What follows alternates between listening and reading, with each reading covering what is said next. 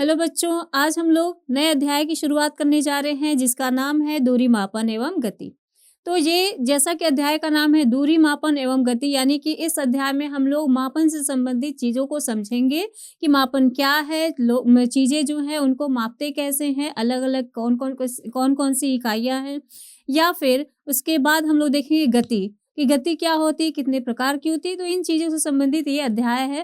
तो सबसे पहले हम लोग देखेंगे कि हम अपने दैनिक जीवन में भिन्न-भिन्न प्रकार की दूरियों, लंबाइयों, भारों एवं अन्य चीज़ों को क्या करते हैं, मापते हैं। रोज़मर्रा की ज़िंदगी में हम लोग क्या करते हैं, भिन्न-भिन्न चीज़ों को हम लोग मापते हैं। जैसे कि हम लोग देखेंगे कि दुकानदार द्वारा कपड़े का मापन। हम लोग दुकानों में जाते हैं, कपड़े लेते हैं, तो कपड़ों को हम लोग माप करके लेते हैं, या मापने के लिए हम लोग देखते हैं कि दुकानदार कुछ एक रॉड जैसा कुछ रखता है और उससे कपड़े को माप करके हमें देता है। तो इस तरह का ये मापन हुआ एक प्रकार का कि कपड़े को मापा जा रहा है, तो किसी न किसी यंत्र के द्वारा, किसी न किसी उपकरण के द्वारा मापा जा रहा है, ठीक है? तो ये कौन-सा मापक है जिसके द्वारा कपड़े मापे जा रहे हैं, इनके बारे में हम लोग जानकारी लेंगे।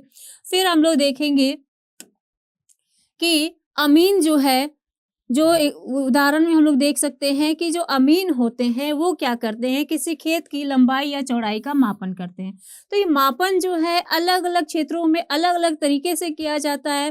तो खेतों की लंबाई और चौड़ाई को मापने के लिए अमीन जो होते हैं वो भी, उनके पास भी कुछ ऐसे उपकरण होते हैं जिसके द्वारा वो क्या करते हैं, खेतों की लंबाई चौड़ाई को मापते हैं। फिर हम लोग देख सकते हैं कि कदम से कमरे का मापन। हम लोग कदम से अगर कमरे की लंबाई या चौड़ाई को मापना हो तो हम लोग क्या करते हैं, कदम से आगे की ओर बढ़ते हैं और बताते हैं कि इस कमरे की लंबाई 8 कदम है या 10 कदम है, ठीक है? चौड़ाई 10 कदम है या 15 कदम है। तो इस प्रकार से हम लोग क्या करते हैं, कमरे की को मापते हैं। तो वो मापने का एक अलग तरीका कदम भी होता है। तो कदम भी एक मापक का काम करता है। तो किस प्रकार से हम लोग माप रहे हैं, ये चीज़ें हम लोग समझ रहे हैं।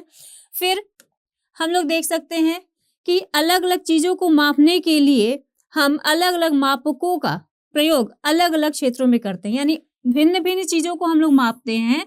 तो अलग-अलग चीज़ों को मापने के लिए चीज़ें क्या होती हैं, मापक जो होती हैं वो क्या होते हैं, अलग होते हैं, ठीक है? और उनका प्रयोग हम लोग अलग-अलग क्षेत्रों में करते आते हैं। तो देख सकते हैं जैसे कि दर्जी जो है किसी कपड़े को इंच टेप की सहायता से मापता है।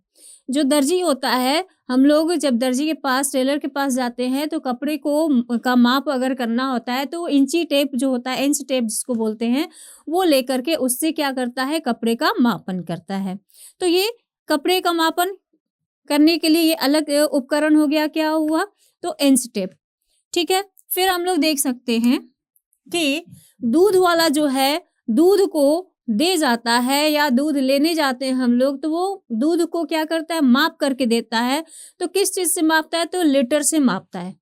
तो दूध वाला लीटर से दूध को माप करके देता है। फिर हम लोग देख सकते हैं कि डॉक्टर किसी मरीज़ का बुखार मापता है, तो उसके लिए मापने का यंत्र वो क्या है, थर्मामीटर है। तो अलग-अलग मापकों का हम लोग देख रहे हैं उपयोग हो रहा है कहाँ, तो अलग-अलग क्षेत्रों में। ठीक है, खाने-पीने की चीज़ें मापी जा रही हैं, पहनने की चीज़ें मापी जा रही हैं, ज़मीन को मापा जा रहा है। फिर हम लोग देख सकते हैं कि जो हमारे जो तापमान है शरीर का, उसका भी मापन हो रहा है। तो इन सभी क्या एक ही मापक के द्वारा हम इन सभी चीज़ों को माप रहे हैं? नहीं, हम लोग क्या कर रहे हैं, अलग-अलग चीज़ों को मापने के लिए अलग-अलग क्षेत्रों में अलग-अलग मापकों का सहारा ले रहे हैं। तो अब ये जो मापन और दूरी मापन और गति जो अध्याय है, इस अध्याय में हमें किन चीज़ों को पढ़ना है, किन खास चीज़ों की चर्चा करनी है, वो हम लोग समझते हैं। तो इस अध्याय में हम लोग चर्चा करने जा रहे हैं पैमाने की कहानी। सबसे पहले हम लोग देखेंगे पैमाने यानी मापक। जो भी पैमाने आए हैं, जो भी मापक आए हैं, उनके इतिहास को समझिए कि कैसे-कैसे हम लोग मापक को क्या किए हैं, आगे दूरी मापने के जो भी उपकरण हुए हैं, उनको जो उनकी जो खोज हुई है, वो किस तरह से हुई है। तो उनके बारे में कुछ उनके इतिहास को समझेंगे तो उनकी कहानी को समझना है। फिर हम लोग देखेंगे कि अपना पैमाना, कुछ अपने पैमाने भी हम लोग कैसे बना सकते हैं, उसको भी हम लोग समझेंगे। फिर देखेंगे कि पैमाने जो हैं उनसे मापने का सही तरीका क्या है।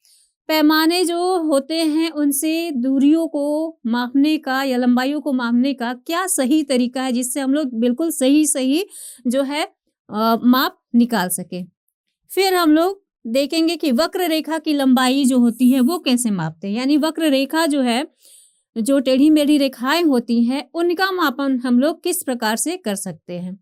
इसके अलावे अब इस अध्याय में और भी चीज़ें चर्चा करने के लिए है, जैसे गतिशील वस्तुएँ। गतिशील वस्तुएँ क्या होती हैं? जो गति करती हुई वस्तु होती है, तो वो क्या होती हैं, किस आधार पर गतिशील वस्तुओं को हम लोग अलग करते हैं स्थिर वस्तुओं से। फिर हम लोग देखेंगे कि सरल रेखीय गति क्या होता है, गति में भी अलग-अलग प्रकार की गति होती है, तो सरल रेखीय गति को समझेंगे। उसके बाद वर्तुल गति या फिर घूर्णन गति को समझेंगे। उसके बाद हम लोग आवर्त गति को समझेंगे। तो इन सभी चीज़ों की हमें इस अध्याय में चर्चा करनी है। तो चलिए बढ़ते हैं, हम लोग एक-एक करके इन सारे बिंदुओं को समझते हैं।